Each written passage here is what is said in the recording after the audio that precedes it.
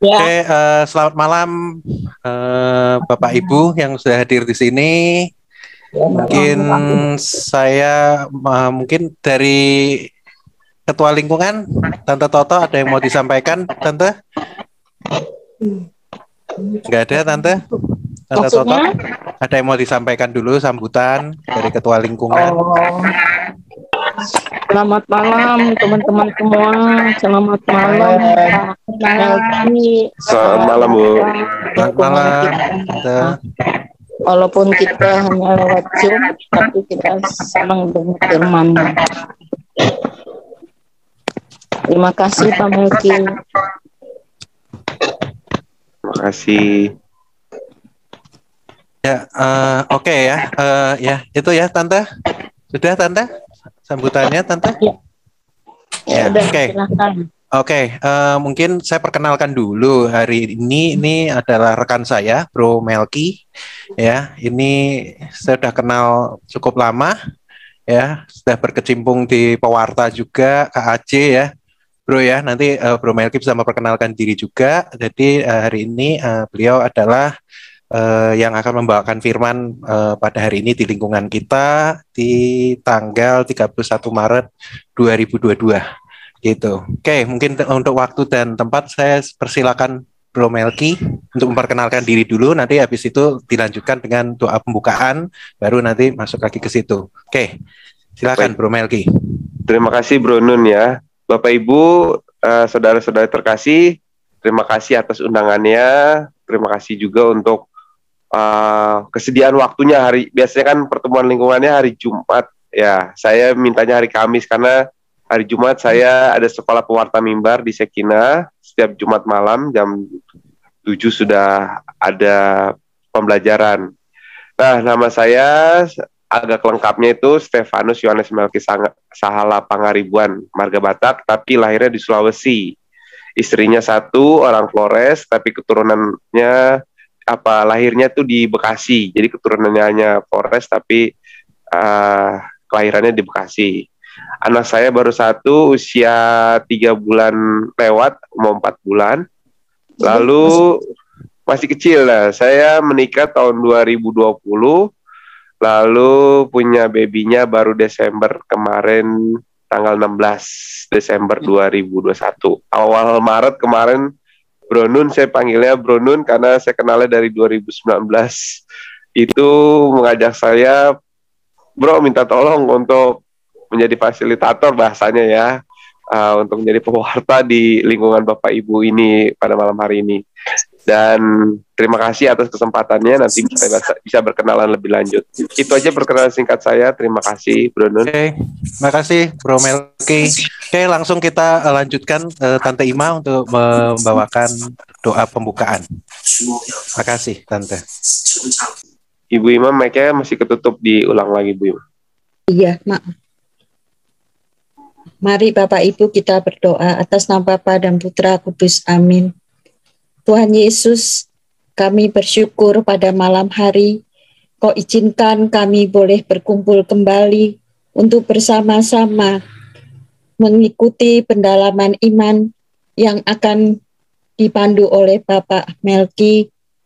Semoga apa yang disampaikan firman-firman-Mu pada malam hari ini akan membuat kami semua semakin yakin dan kuat dalam mengimani Engkau ya Tuhan Yesus Kristus, dan kami mampu menjalani kehidupan kami ini dengan sebaik-baiknya berdasarkan iman kami akan Yesus Kristus. Kami mohon juga pada malam hari ini Kau berkati semua anggota lingkungan Maria Lourdes untuk Kau pelihara di dalam kesehatan dan Kau lindungi dari segala mara bahaya. Semoga kekuatan-Mu selalu menjadi kekuatan kami ya Yesus, dan kini izinkanlah kami semua boleh mempersiapkan diri mendengarkan firman-Mu yang akan disampaikan oleh Bapak Melki. Terima kasih Tuhan Yesus, semoga Engkau memberkati kami. Amin. Atas nama Bapa dan Putra Kudus. Amin. Terima kasih Tante Ima untuk doa pembukaannya. Oke, untuk waktu dan tempat saya persilakan Bro Melki untuk membawakan Ya, firman. Makasih. terima kasih Bro Nun, Bapak Ibu. Saya agak canggung nih kalau panggilnya dari tadi Tante, Ibu, ya kan. Kebanyakan ada Tante Lucy, ada ya Tante Magda, ada Tante Herlina. Nah, saya panggilnya Bapak, Ibu aja ya, atau Sis lah. Lebih enak sih Sis. Jadi walaupun sudah kelihatan ini, biar lebih awet muda lah ya Sis ya. Kalau Sis kan agak beda. Kalau ibu-ibu biasanya panggil Sis kan. Kalau saya panggilnya Sis. Kalau terbiasa dengan yang senior, panggilnya Sis aja lebih. Kalau panggil saya Bro Melki aja cukup. Dan pada malam hari ini saya cukup terkejut. Tadi Bro Nun mengatakan saya harus memimpin dari awal sampai akhir dan waktunya sampai jam 8. Mudah-mudahan cukup. Dan boleh di-share screen-nya Bro Nun? Kita akan masih berkaitan dengan APP, tapi secara khusus memang kita akan mendalami tema mengampuni, tapi secara garis besarnya temanya itu kan tadi semakin mengasihi, peduli, dan bersaksi yang tema KJ. Tetapi boleh dikembangkan juga oleh kita semua, masih dalam suasana pertobatan atau maupun aksi puasa pembangunan. Jadi nanti secara khusus saya akan membuat satu tema yaitu mengampuni, tapi masih tetap berkaitan dengan tema besar puasa pembangunan di Kuskupan Agung Jakarta, itu semakin mengasihi, peduli, dan bersaksi. Mudah-mudahan nanti bisa ditangkap poin-poinnya dan kita bisa berefleksi bersama. Saya mengajaknya berefleksi dan sharing. Jadi tidak mengajar tapi sharing dan refleksi. Mudah-mudahan Bapak Ibu, Sis semua ya, Bro and Sis bisa terlibat aktif. Next, kita mulai dengan lagu pembukaan ini. Judulnya Mengampuni dari Maria Sandy, tapi sudah diganti liriknya.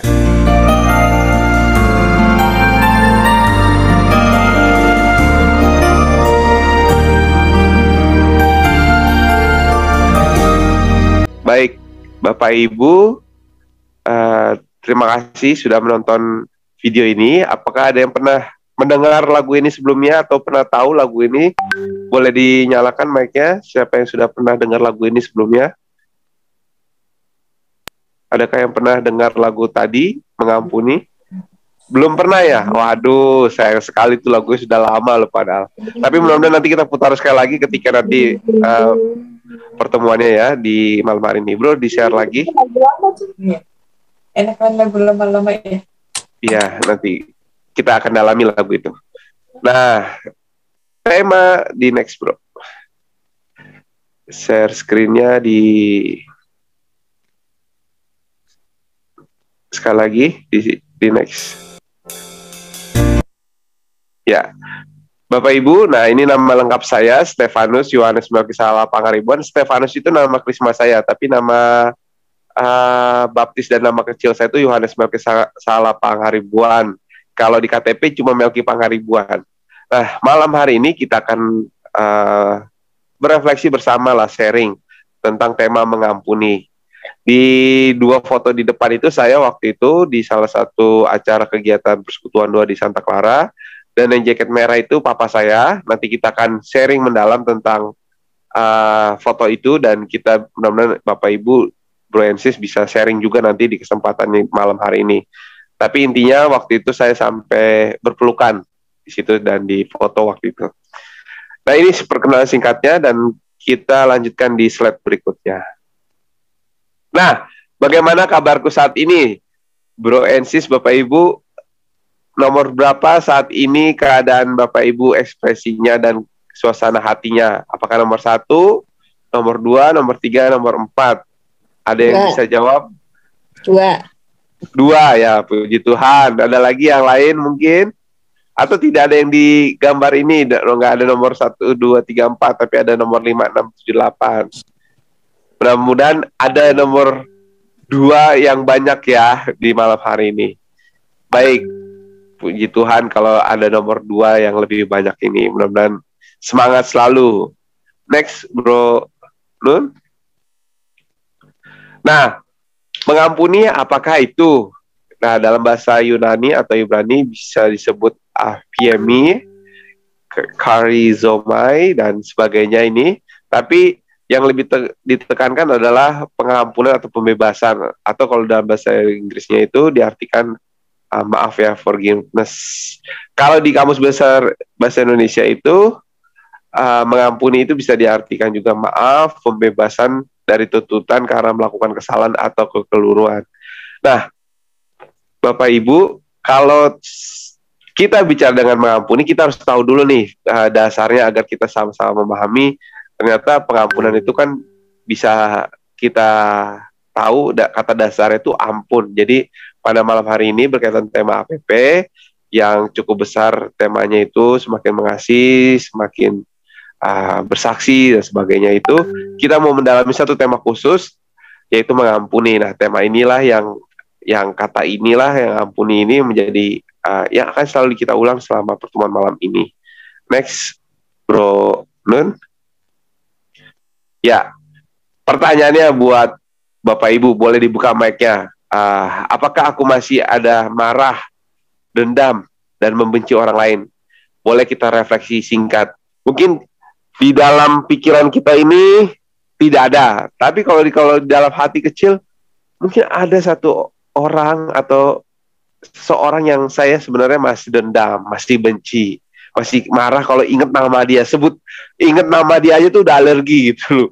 Nah, mungkin Bapak Ibu bisa memberikan jempol atau reaction ya, reaction kalau misalnya spontan mengatakan pernah atau masih ada, ya boleh disampaikan. Nah, ini ada gambar ekspresi antara pria dan wanita, siluetnya ya, dalam bertengkar gitu kan, ada mungkin ini pasangan suami istri yang kita ilustrasikan. Mungkin di antara kita masih ada marah, dendam, dan membenci orang lain. Walaupun terlupakan begitu aja, tapi kadang-kadang muncul. Nah, itu yang akan nanti kita dalami bersama pada malam hari ini. Mudah-mudahan nggak ada ya, karena tidak ada yang jawab nih. Mudah-mudahan tidak ada yang punya rasa dendam. Tapi nggak apa-apa, kita akan mendalami lagi di slide berikutnya, Bro.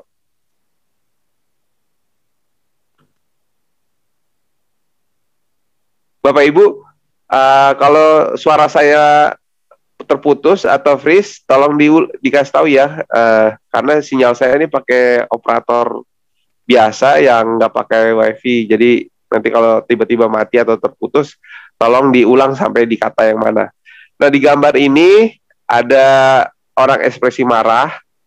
Kita harus melihat dulu sebelum bicara tentang pengampunan, ada dampaknya. Siapakah di sini yang mungkin ada dokter atau temannya dokter terawan ya, dokter yang lagi viral dipecat ID mungkin, atau ada psikolog, atau mungkin pernah belajar ilmu psikologi, boleh disampaikan di sini, atau pernah belajar tentang ilmu kesehatan, kejiwaan, dan sebagainya, boleh disampaikan. Di sini ada ekspresi, dan kita akan mendalami dampak kesehatan dari marah dan benci. Kenapa itu akan kita bahas? Ini akan berkaitan dengan kata mengampuni atau tema yang kita dalami di masa Prapaskah. Yang secara khusus saya buat temanya adalah mengampuni. Next, benar-benar gak seserem itu ya kalau kita marah ya. Nah, ledakan amarah berdampak pada kesehatan jantung. Nah, ini dampak yang pertama ketika kita memiliki sikap atau emosional yang marah, itu berdampak pada kesehatan jantung. Yang kedua, dampak kesehatannya ketika kita masih marah, benci, dendam, dan sebagainya. Dan terutama di bagian kedua ini, ngamuk meningkatkan resiko terkena stroke. Yang ketiga, marah melemahkan daya tahan tubuh. Yang keempat, kebencian memperparah gangguan kecemasan. Yang kelima, rasa marah identik dengan depresi. Nomor 6, rasa benci dapat menyakiti paru-paru. Nomor 7, sering marah dapat memperpendek umur. Nomor 8, kebencian menimbulkan prasangka buruk. Dan 9, membenci hanya akan menambah luka. Nah, Bapak Ibu, kenapa saya harus katakan ini? Ketika nanti Bapak Ibu kita dalami di 9 slide ini nanti, kita akan menyadari bahwa pengampunan yang tema utama kita ini, itu biasanya ada persoalan di balik pengampunan itu. Yaitu ada marah, ngamuk, benci, kesel, dan sebagainya. Nah, itu akan berdampak juga ketika sebagai umat Kristiani kita diajak untuk memberikan pengampunan. Nah, sebelum kita lebih mendalam refleksi itu soal Injil, soal bagaimana sikap Kristiani yang seharusnya, kita akan mendalami dampak kesehatannya dulu. Ada 9. Mudah-mudahan kita percepat ya. Next, Bro Nun. Nah, ini ledakan amarah berdampak pada kesehatan jantung. Saya lihat ini ibu-ibu, bapak-bapak, semuanya happy, bahagia, umur panjang ya, awet. Tapi ada persoalan, apakah ada yang terkena pada kesehatan jantungnya nih? Ini ternyata menurut psikiatri bahwa 2 jam setelah amarah meledak itu resiko terkena serangan jantung naik 2 kali lipat. Mungkin ada di sini masih suka marah di rumah. Kalau saya pribadi masih suka ngomel-ngomel, bahasa saya. Ngomel-ngomel sama istri. Kalau misalnya dia terlalu cerewet, saya akan, lu berisik banget sih. Nah, itu contoh yang saya harus akui. Tapi ternyata ini yang kalau marah yang berdampak besar ini bisa terkena serangan jantung 2 kali lipat. Ini berdasarkan sumber dari klikdokter.com yang berdasarkan juga penelitian dari psikiatri dari dari luar negeri. Nah, terus siapapun yang memiliki kecenderungan mudah marah ini menurut penelitian adalah terkena penyakit jantung koroner 2 kali lipat naiknya dibandingkan orang yang nggak marah nih. Lalu bagaimana kita mengelola marah itu secara konstruktif? Pertama, datangi langsung orang yang membuat kita marah sambil berusaha memecahkan masalah. Itu salah satu solusi. Nanti kita akan secara spiritualisnya kita gimana melakukan untuk rekonsiliasinya. Nah, ini sebatas informasi aja yang sebenarnya bisa dibuat poin-poin, tapi ketika Bapak Ibu baca ini kan nggak bosan lihat saya aja, bisa lihat teksnya sambil baca. Next, Bro Nun. Itu yang pertama. Sekarang kedua. Nah, ngamuk. Tingkatkan resiko terkena stroke. Mereka yang suka ngamuk rentan terkena stroke 3 kali lipat lebih tinggi akibat pengumpalan darah di otak atau pendarahan dalam otak. Saya yakin Bapak Ibu yang hadir dalam malam hari ini orangnya semua gembira, ceria, bahagia, tapi juga perlu hati-hati. Misalnya ingat-ingat gitu ya, sudah usia semakin banyak dan juga semakin bertumbuh, punya cucu, punya anak, mantu dan sebagainya. Hati-hati bisa ngamuk kalau misalnya ketika ada salah komunikasi antara keluarga dan anak atau cucu. Nah, ini di sini dikatakan ngamuk berisiko terkena stroke. Nah, solusinya adalah kita harus mengidentifikasi pemicunya, lalu ubah cara kita beraksi. Nah, ini salah satu tipsnya, tarik nafas dalam-dalam, menggunakan kemampuan komunikatif yang asertif gitu. Ini salah satu yang kenapa kita dalami dampak kesehatan sebelum kita bicara pengampunan. Mudah-mudahan menjadi refreshing lah. Mungkin saya nggak perlu memberikan garam di tengah lautan atau memberikan garam kepada yang jago lebih tahu bagaimana mengelola emosinya, tapi ini saya hanya mengingatkan aja. Makanya kita skip ke slide yang nomor 3, Bro Nun. Nah, marah melemahkan daya tahan tubuh. Jadi jika sering marah, bukan tidak mungkin kita lebih sering sakit. Ketika sering emosional, dikit-dikit ada yang sering cerita gitu kan, kalau dulu pulang gereja orang yang bawa mobil tuh lama banget, udah maki-maki orang yang susah yang lama keluarin mobilnya di parkiran gereja, misalnya itu contoh.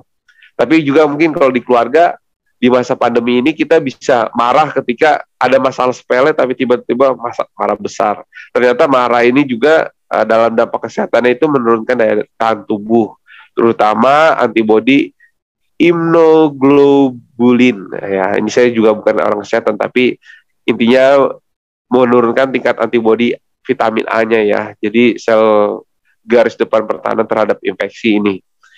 Nah, Ini salah satu juga yang menjadi kenapa nanti kita harus mengampuni. Dan nomor 3 ini kita harus menyadari kalau kita masih suka marah-marah sama istri, sama suami, sama menantu, sama cucu, sama anak. Nah ini harus, saya cuma mengingatkan aja, ingat-ingat kesehatan. Next, nomor 4.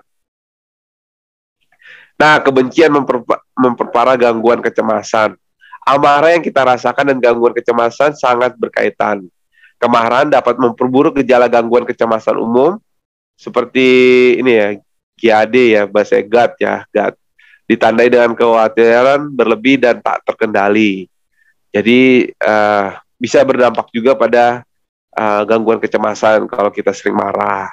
Nah, mungkin kita Bapak Ibu mungkin sudah lebih sepula daripada saya ini, saya masih muda sekali mungkin. Tapi saya cuma mengingatkan, di sini saya tidak memberikan garam di masakan Bapak Ibu yang sudah ahli dalam garam-garam kehidupan, tapi saya cuma mengingatkan saja. Next, nomor 5. Nah, rasa marah identik dengan depresi. Nah, ini juga sangat berpengaruh, perilaku agresif dan ledakan kemarahan. Mungkin kita ada dalam keluarga, ada yang suka marah-marah. Saya sendiri, kalau istri saya sudah bawel, saya akan bilang, lu bisa diem gak sih, gitu kan, gitu. Itu juga salah sebenarnya, tapi ya hal-hal sepele pun kadang-kadang saya masih lakukan, masih ucapkan ke istri saya kalau dia terlalu berisik gitu bahasa saya. Saya kan orangnya tenang selama saya belum menikah tuh kan, saya orangnya nggak suka yang ceriwis-ceriwis berlebihan, tapi kalau diajak ngobrol mau. Tapi kalau udah sesuatu yang marah-marah atau ya sesuatu yang bawel banget, pasti saya juga merespon dengan marah. Nah ini kita sama-sama mendalami bersama. Jadi salah satu solusinya di nomor 5 ini, hentikan kebiasaan terlalu banyak berpikir dan tetap sibuk dengan melakukan aktivitas yang kita sukai. Jadi selain marah bisa identik dengan depresi, tapi kita juga harus bisa mengendalikannya dengan kebiasaan berpikir yang baik dan beraktivitas yang kita sukai. Next, nomor 6. Nah, rasa benci dapat menyakiti paru-paru. Ini penelitian di Harvard, bahwa mereka yang tingkat kemarahannya tinggi memiliki kapasitas paru-parunya yang lebih buruk, yang akhirnya meningkatkan resiko masalah pernapasan. Mungkin Bapak Ibu punya saat ini nafasnya kurang baik, pernapasannya, atau sesuatu yang berdampak pada kesehatannya. Mungkin kalau disadar-sadari, mungkin ada rasa benci yang secara tidak langsung berpengaruh terhadap kesehatan Bapak Ibu. Diduga disebabkan oleh hormon stres dari perasaan marah yang mengakibatkan inflamasi di reaksi tubuh di saluran nafas. Mungkin kalau yang tidak ada ya mungkin biasa aja, tapi kalau misalnya ada ya mulai sadar nih, mulai ingat lagi, ya sampai sih ada rasa benci terhadap seseorang. Next, nomor 7. Sering marah dapat memperpendek umur. Nah, saya yakin kalau Bapak Ibu ini kan orangnya bahagia-bahagia semua ya, sampai usia sekarang ini mungkin di atas 60, di atas mungkin ada yang lebih dari 70 mungkin. Tapi di sini saya mengingatkan, selama Bapak Ibu masih punya anak dan cucu menantu, tolong ingatkan supaya tidak stres dan tidak marah agar mereka panjang umurnya. Terutama nih pada pasangan muda, bahwa yang selalu menekankan amarah berusia lebih pendek dibandingkan pasangan yang mengkonfrontasinya. Artinya ketika pasangan, kalau Bapak Ibu mungkin udah lebih paham lah ya, kalau misalnya ada yang berantem, ya yang satu diam atau yang satu ngoceh. Tapi ada juga yang satu ngoceh, yang satu menyimbangkan, mengkonfrontasikan. Kamu itu, misalnya nih contoh saya, itu airnya dimatikan kamar mandi kan. Kalau saya kesal, biasanya saya marah, udah sih matiin aja. Tapi kalau yang mengkonfrontasikan, ya udah gitu kan, bahasanya matiin aja kan, lupa gitu. Nah itu salah satu yang bisa mengkonfrontasikan atau saling memperjelas. Misalnya ada sesuatu yang salah atau yang keliru, diperjelas. Nah, ini berdampak pada kesehatan ketika kita sering stres dan marah memperpendek umur. Next, nomor 8. Nah, kebencian menimbulkan prasangka buruk. Coba sadari situasi tertentu saat mulai muncul banyak pikiran negatif, ya kan? Saat sudah sadar mulai banyak pikiran negatif yang muncul, kita bisa lebih mengontrol pikiran kita. Bapak Ibu yang terkasih, kebencian menimbulkan prasangka buruk. Ya itu udah otomatis lah ya, karena kita benci pasti ada aja menjudge orang itu. Ah emang tuh orangnya begitu dari dulu, emang nggak bisa dirubah misalnya. Tapi ini hati-hati, itu akan terjebak dalam pikiran kita sendiri, dalam labirin, dan kita akan ya nanti akan berdampak ke sebelumnya itu jadi negatif, stres dan sebagainya. Nah ini nomor 8 yang terakhir bro. 9, membenci hanya menambah luka. Ini udah otomatis ya. Kalau udah benci, udah kesel, baik itu suami, istri, anak, ya kan, saudara, ipar dan sebagainya, ibu mertua lah, mantu, kalau misalnya masih saya kan. Itu setiap orang yang membenci kita, itu membenci orang lain, itu akan menambah setiap luka setiap harinya. Sebenarnya yang terluka itu kan yang dibenci kan, atau yang dibuat kesalahan kan, tapi ternyata orang yang membenci itu juga bisa menambah luka gitu loh. Dan setiap orang yang menyimpan beragam kejengkelan membuat hatinya tidak lepas dari emosi negatif, prasangka, dongkol, iri hati, nyinyir dan sebagainya. Hal tersebut tidak baik untuk kondisi psikologis dan menolaknya juga membuat kita terpotong ya bro, membuat kita tambah parah lah istilahnya. Jadi kenapa dari 9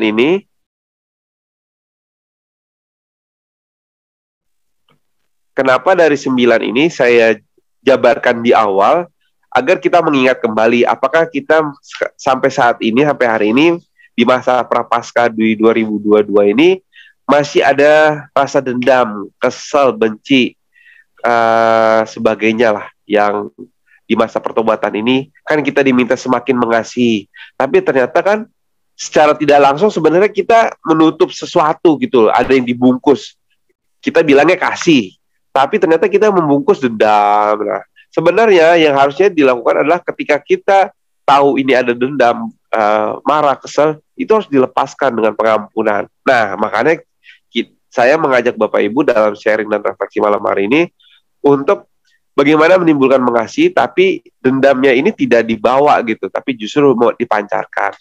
9 poin ini menjadi salah satu yang harus kita sadari di kemudian hari mulai malam ini dan seterusnya. Next, Bro Nun. Nah, dengan demikian, bukankah lebih baik kita berdamai dengan orang yang kita benci? Kalau kita sudah menyadari dampak kesehatannya, apakah kita lebih memilih, udahlah kita pendam aja itu boroknya atau lukanya, luka sakit hatinya, bencinya, dendamnya, atau justru kita ingin berdamai saja? Mungkin kita nggak bisa berdamai langsung, tapi ada caranya, yang salah satu yang nanti saya akan bagikan dalam kesempatan malam hari ini. Kita bisa melakukan itu dengan sederhana, tapi juga bisa berdampak baik. Mudah-mudahan. Setuju nggak Bapak Ibu nih? Kalau udah tahu dampak kesehatannya itu cukup banyak, lebih baik kita berdamai, mengampuni orang yang kita benci. Setuju kah? Gimana suaranya? Diam-diam baik, kalau kata orang Bekasi mah. Ampun dah kalau. Setuju ya. Baik. Setuju. Baik. Oke, kita next ya, Bro Nun. Nah, mungkin saya minta satu orang untuk membacakan Matius 6, 12-15. Teksnya sudah ada di layar, tinggal dibacakan saja. Siapa Bro Nun kira-kira yang bersedia? Saya aja deh. Oke, silakan.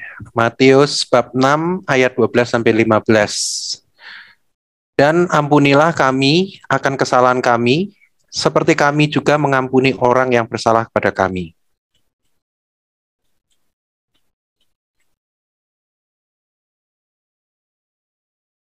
Dan janganlah membawa kami ke dalam percobaan, tetapi lepaskanlah kami daripada yang jahat. Karena Engkaulah yang empunya kerajaan dan kuasa dan kemuliaan sampai selama-lamanya. Amin. Karena jikalau kamu mengampuni kesalahan orang, Bapamu yang di surga akan mengampuni kamu juga.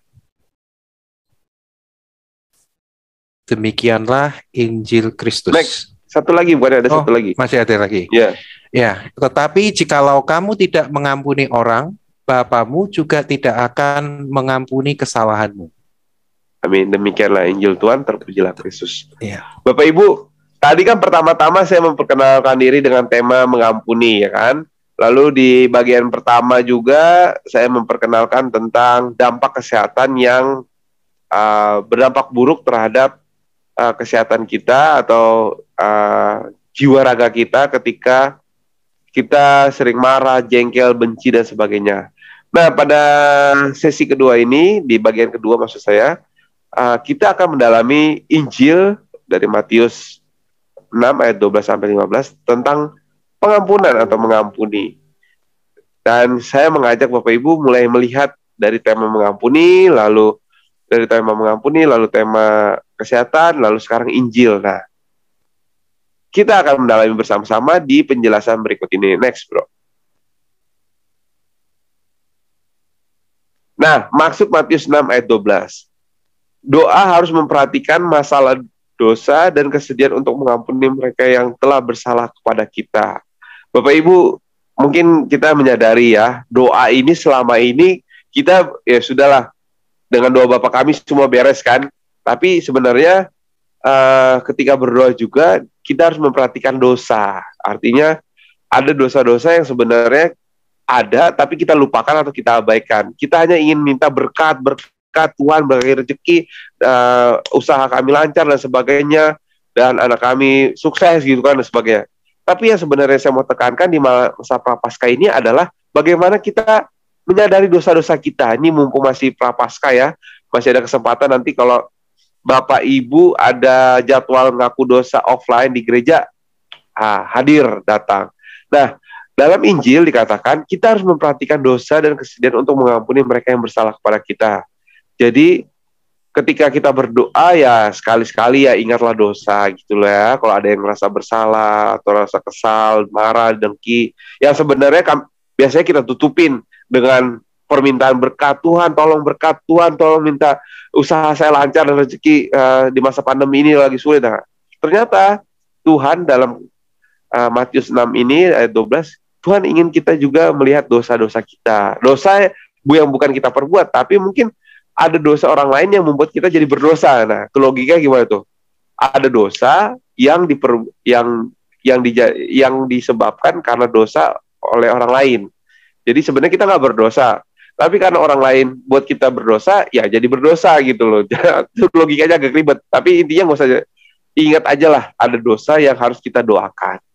Tuhan, ketika saya berdosa, saya pernah dendam, kesal sama suami, istri, sama anak, pasangan, dan sebagainya, sama menantu, sama mertua, saya mau mengampuni. Nah, di ayat 6 ayat 12 ini diingatkan. Gitu ya Bapak Ibu ya. Kalau nggak ada kesadaran itu, kita sulit juga mendapat berkat. Nanti kita lihat di slide berikutnya. Next, Bro Nun. Nah, di ayat 13, Matius 6 ayat 13 ini, semua orang percaya merupakan sasaran khusus dari permusuhan iblis dan maksudnya yang jahat. Dan yang kedua, oleh karena itu kita sekali-kali tidak boleh lupa untuk berdoa agar kita dibebaskan dari kuasa dan rencana jahatnya. Jadi Matius 6 ayat 13 ini, kita harus sadar juga bahwa ternyata iblis itu sebagai apa ya, kalau istilahnya singa yang siap-siap meraung kita gitu, siap-siap menerkam kita ketika kita tidak kuat berdoa, kita lupakan, abaikan doa kewajiban kita sehari-hari atau doa wajib kita kepada Tuhan yang biasanya disiplin jam 6 pagi atau subuh, lalu jam 12, lalu malam. Nah, mungkin Bapak Ibu ada yang sudah terbiasa doa rutin itu, tapi kan ada juga yang udahlah bangun pagi urus anak, udah bekerja bangun pagi udah terlambat, udah mau semua usaha dan sebagainya udah berlalu begitu aja. Nah, di Matius 6 ayat 13 ini kita diingatkan sekali-sekali ya tidak boleh lupa untuk berdoa agar kita dibebaskan. Mungkin doa Bapa kami semuanya jelas gitu loh. Dalam cukup satu kali doa Bapa kami, semua yang dari bebas dari dosa ini atau dari gangguan iblis ini sudah selesai. Tapi sebenarnya dalam Matius 6:13 ini kita juga secara khusus gitu loh. Jadi selain doa Bapa kami, kita juga berdoa, Tuhan, bebaskanlah kami dari yang jahat, lalu bebaskanlah anak-anak kami dari gangguan iblis dan sebagainya, dari yang jahat, dari perbuatan yang buruk dan sebagainya. Nah, ada secara spesifik juga kita berdoa, tapi bukan hanya ditutup atau dikomplitkan dengan satu paket Bapa kami, bukan, tapi ada kita juga minta untuk berdoa secara khusus dibebaskan dari kuasa dan rencana si jahat. Jadi gitu Bapak Ibu penekanannya. Bukan seolah satu Bapa kami atau dua Rosario semua udah beres, enggak, tapi kita juga harus berkomunikasi dengan Tuhan dengan permohonan pembebasan dari si jahat buat si saya, buat suami, buat istri, anak dan keluarga kita. Jadi satu-satu didoakan. Mungkin Ibu Bapak nanti bisa sharing ya. Next, selanjutnya Matius 6 ayat 15. Di sini Yesus menekankan bahwa pengikutnya harus bersedia mengampuni kesalahan orang lain. Nah, apabila mereka tidak mengampuni orang yang bersalah yang mengakui kesalahannya, Allah tidak akan mengampuni mereka dan doa mereka tidak ada gunanya. Ini prinsip penting mengenai cara Allah mengampuni dosa. Jadi Bapak Ibu, kalau kita mengatakan, Tuhan saya mengampuni saudara saya, tapi sebenarnya saya masih dendam. Nah, itu bukan dalam suatu prinsip yang dimaksudkan oleh Tuhan. Jadi ketika kita mengampuni orang yang bersalah, justru logikanya Allah juga mengampuni kita. Tapi sebaliknya, ketika kita tidak mengampuni orang yang bersalah, Allah juga tidak mau mengampuni kita. Nah, logika ini yang Yesus katakan, bukan logika sih, maksudnya maksud Yesus tujuannya adalah agar kita menyadari bahwa sebenarnya mengampuni ya mengampuni. Tapi kalau kita tidak mengampuni, ya Allah juga tidak mengampuni kita gitu loh. Walaupun doa Bapa kami itu segalanya everything all ya, jadi semua beres. Tapi sebenarnya kalau secara spesifik, ya Tuhan, saya punya dosa nih, atau saya berdosa terhadap orang ini, saya merasa bersalah, tolong saya ampuni dia. Atau ketika ada gangguan, teringat orang itu, ya udah kita doakan secara khusus orang tersebut, baik itu cita-citanya, kesehatannya, karirnya dan sebagainya, kita doakan secara khusus untuk orang itu.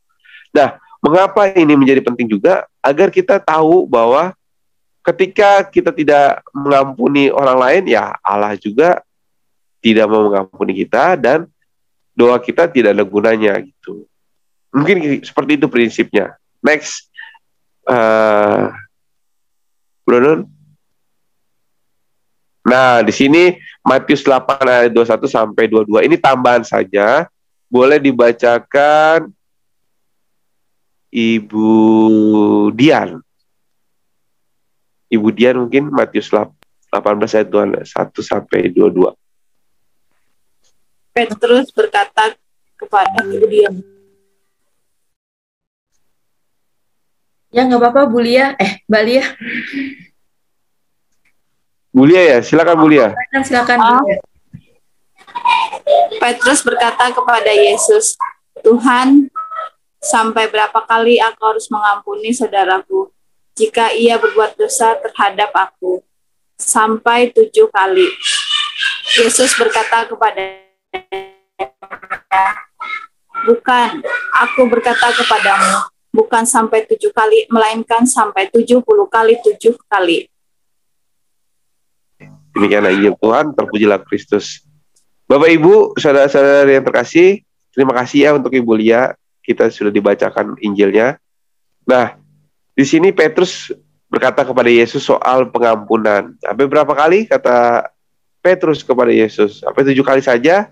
Kata Yesus bukan. Nah, ayat ini sebenarnya sering kita dengar, sering kita tahu gitu kan. Tapi sebenarnya nanti kita dalami, kita sadar sebenarnya bukan hanya sampai 7 kali, melainkan sampai 70 kali 7 kali. Kenapa? Nah, ini ada sebabnya. Next, penjelasannya.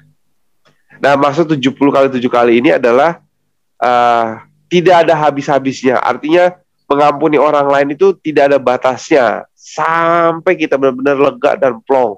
Itu yang ingin kita tekankan. Artinya tidak terbatas ketika mengingat orang yang bersalah, yang kita kesal, yang kita dendam. Ketika terlintas di otak kita, langsung kita doakan. Aku mengampuni engkau, aku mengasihi engkau, aku mendoakan karirmu, kesehatanmu, cita-citamu, masa depanmu, dan sebagainya, umur panjang. Nah, itu didoakan. Ketika teringat orang itu, kita berikan pengampunan kepada orang tersebut. Nah, doanya bukan hanya seperti itu, tapi juga, ya Yesus, tolong ampuni kami yang masih bersalah pada orang itu, atau saya masih berdosa mengingat orang itu. Itu salah satu cara yang sebenarnya bisa kita lakukan ketika mengampuni orang lain. Nah, ini yang saya mau tekankan, memang cukup ringkas, tapi poin pentingnya adalah tentang pengampunan. Selain masalah kesehatan, masalah tentang emosional, tapi juga kita harus melihat kisah Injil ini atau bacaan Injil ini, bahwa kita sebenarnya dituntut untuk mengampuni. Kenapa harus mengampuni? Ya itu, ada dampak kesehatan atau ada juga dampak psikologisnya. Dan secara iman sebenarnya Tuhan mengatakan kita harus mengampuni orang bersalah kepada kita. Dan itu memang satu paket ya dalam doa Bapa kami. Tapi intinya juga bisa dirinci satu-satu. Oh iya, saya belum ada penyelesaian rekonsiliasi dengan orang itu. Belum ada pertobatan atau pengampunan tulus terhadap orang itu. Nah, itu kira-kira yang saya ingin tekankan dalam Injil pada malam ini. Next. Waktunya tinggal 15 menit lagi nih ya, masih ada waktu. Nah, ini prinsipnya adalah ketika ingat orangnya, doakan segera. Jadi setiap waktu dalam nama Tuhan diberikan pengampunan. Jadi rumusnya pengampunan sama dengan mengampuni dan diampuni. Itu prinsip dasarnya. Pengampunan sama dengan mengampuni dan diampuni. I'm sorry, selalu katakan itu, dan juga memaafkan dalam nama Tuhan Yesus. Oke, next. Nah, kita coba Bapak Ibu sambil mendengar lagu ini, adakah seseorang yang kita ingat rasa bersalah pada orang lain, atau orang lain pernah menghakimi kita, pernah menjudge kita, pernah membuat kita kesal marah, maka kita lihat lagu ini dalam doa pengampunan kepada mereka. Yuk kita putar.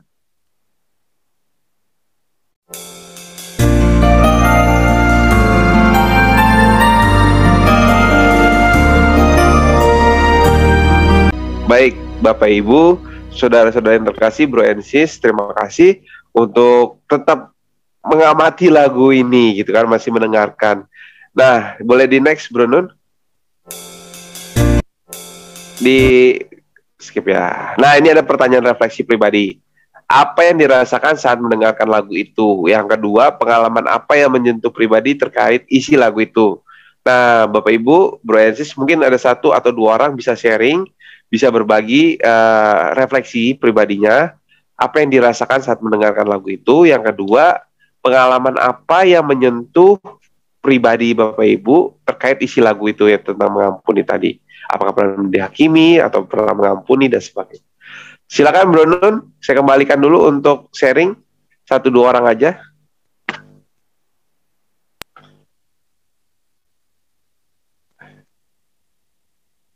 Ada Bapak Ibu yang mau sharing pengalaman yang pernah mengampuni, mungkin pernah saat ini sedang masih dihakimi atau punya masalah, bisa berbagi dalam kesempatan ini. Silakan. Ibu Ima kayaknya. Silakan Ibu Ima. Ya, pengalaman dalam hidup saya, di dalam kehidupan sehari-hari memang sering kita bertemu dengan sesama, dan saya pernah mengalami banyak hal, di antaranya yang saya tidak ada masalah dengan orang tersebut, misalnya, tapi orang tersebut bisa menjelek-jelekan misalnya. Nah, saya tahu masalah seperti itu, saya sering kali saya mengalami, dan saya sangat menyayangkan karena pada umumnya dari lingkungan sesama kita Katolik, dan itu sangat saya sayangkan dan sangat kecewa sebenarnya. Tapi dalam menghadapi seperti itu, saya tidak pernah membalas atau bersikap seperti membenci, ya. Saya tetap diam, saya hanya bawa dalam doa. Dan itu sudah berpuluh tahun saya alami, sehingga dalam hidup saya tuh merasa damai atau apa itu karena saya tidak mau banyak menyimpan kekesalan. Itu yang saya alami. Dan ini saya diberi kesempatan bicara karena saya mau menyampaikan, saya masih sering melihat di dalam lingkungan Katolik, dimanapun berada, saya sering melihat teman sama teman kelihatannya baik, tapi di belakang itu sering membicarakan. Bukan untuk saya pribadi ya, tapi maksudnya orang lain. Dan secara teori, pada umumnya mereka tahu, misalnya bisa mengatakan firman apa. Tapi saya menyayangkan sekali bahwa itu hanya sekedar ucapan tanpa dihayati. Begitu. Dan setelah saya merasakan sekian lama di dalam perjalanan hidup saya ini, saya melihat memang benar. Kalau kita segera melepaskan kekesalan atau mungkin kita disakiti hati orang atau apa, cepat-cepat kita berusaha mohon kekuatan Tuhan. Itu sudah saya praktekkan. Dan cepat-cepat kita lepaskan. Ternyata itu sangat menolong. Jadi apa ya, kita tidak seperti dikungkung oleh sesuatu kondisi yang membuat kita akhirnya serba salah kalau bergerak gitu. Nah,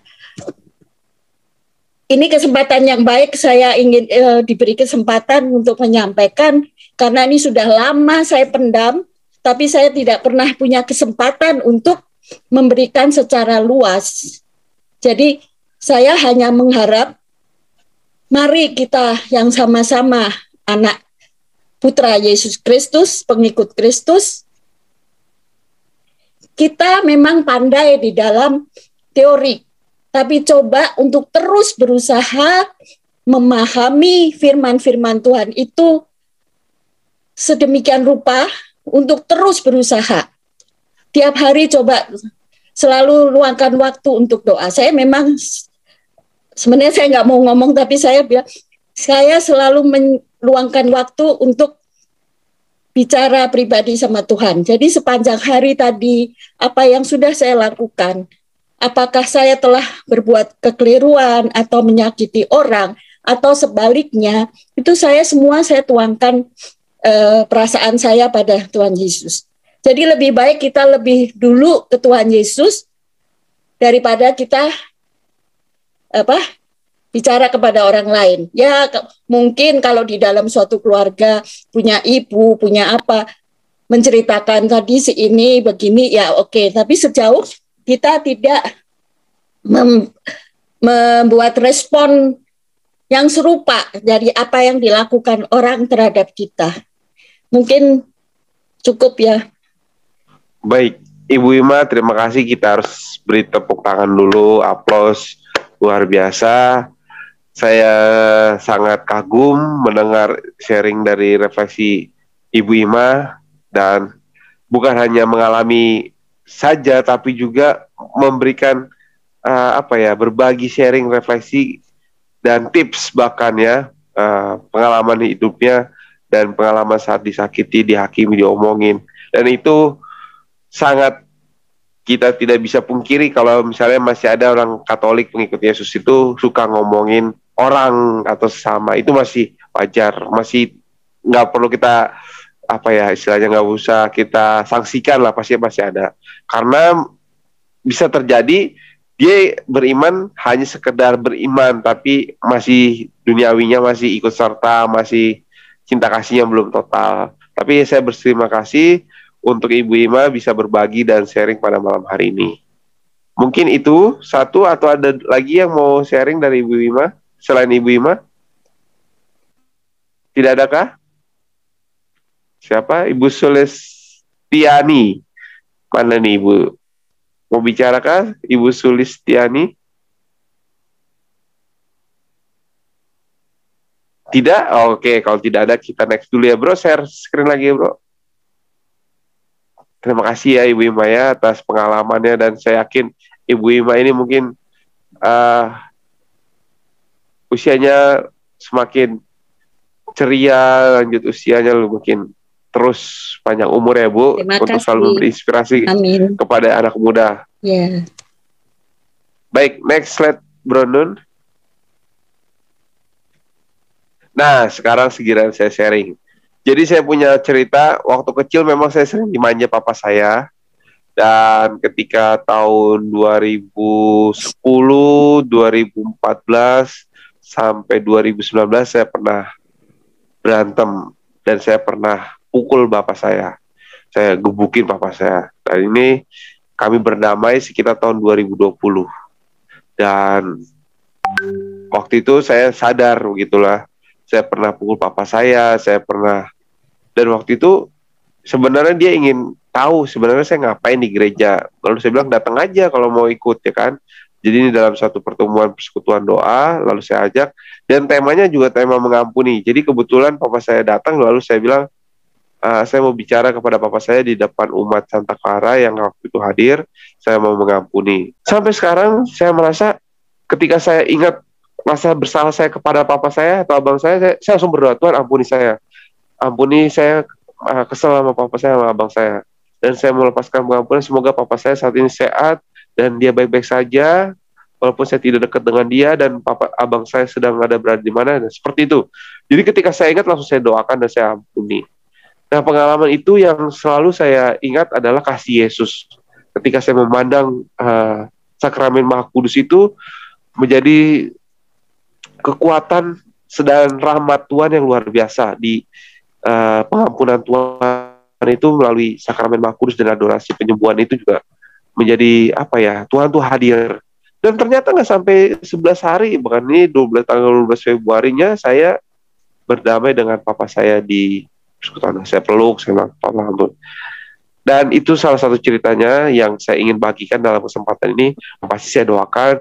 Ketika saya ingat aja, ketika saya lagi tiba-tiba lagi kerja gitu kan, lagi buat sesuatu atau lihat WhatsApp atau apa, tiba-tiba keinget abang saya, pasti langsung saya diem atau saya ingat, benar abang saya baik, sehat, saya mengampuni, Tuhan saya tidak mau kesal dan sebagainya. Jadi ada kata-kata itu yang saya ulang dan saya lakukan ketika teringat rasa bersalah kepada mereka berdua.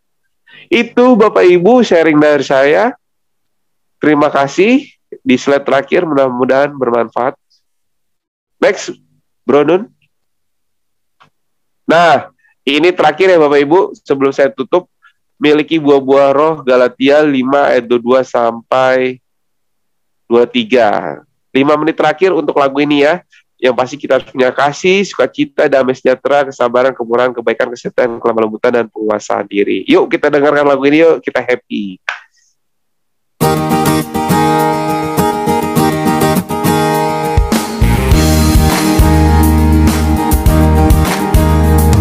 Kasih, sukacita, damai sejahtera, kesabaran, kemurahan,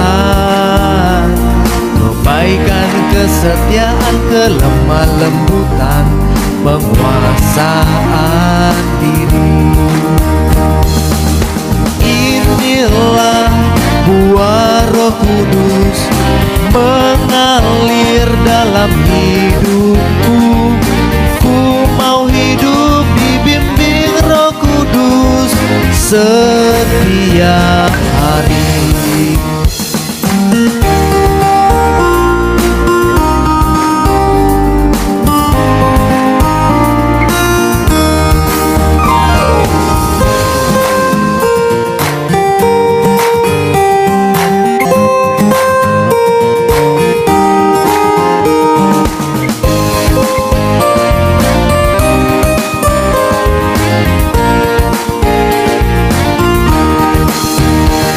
Baik, next, Bro Nun.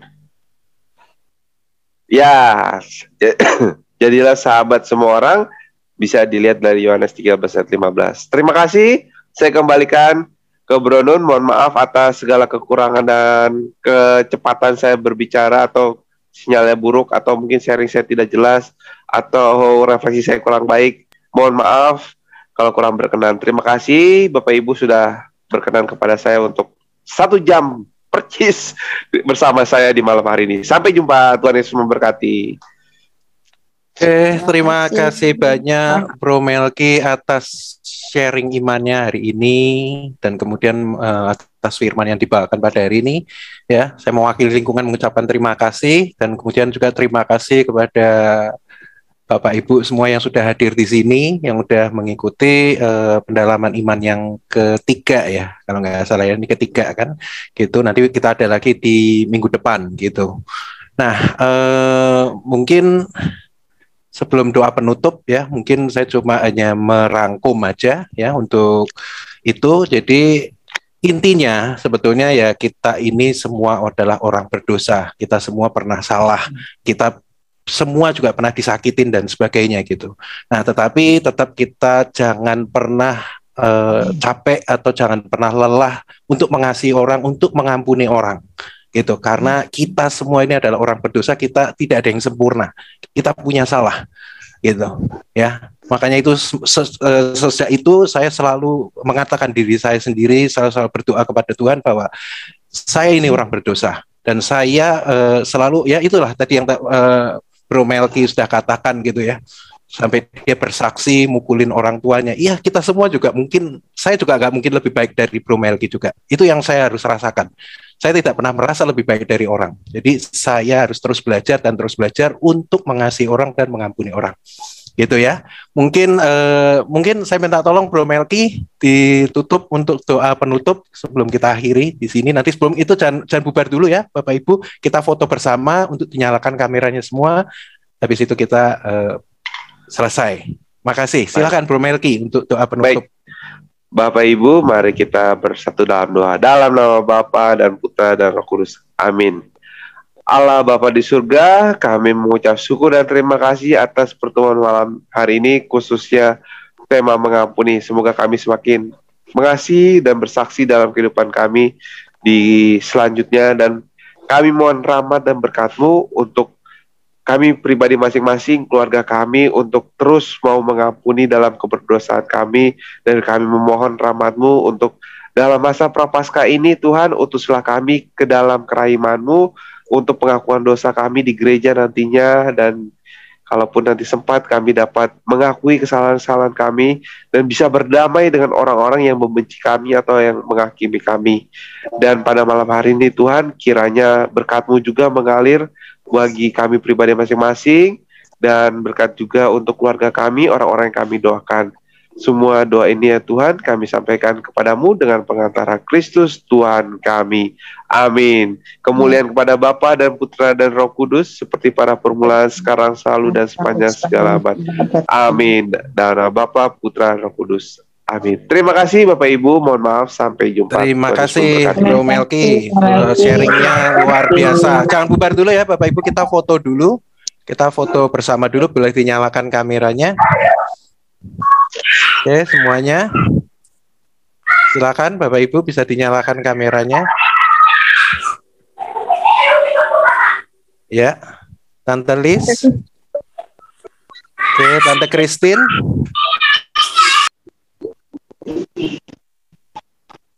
Bisa dinyalakan kameranya. Oke, yang lain udah.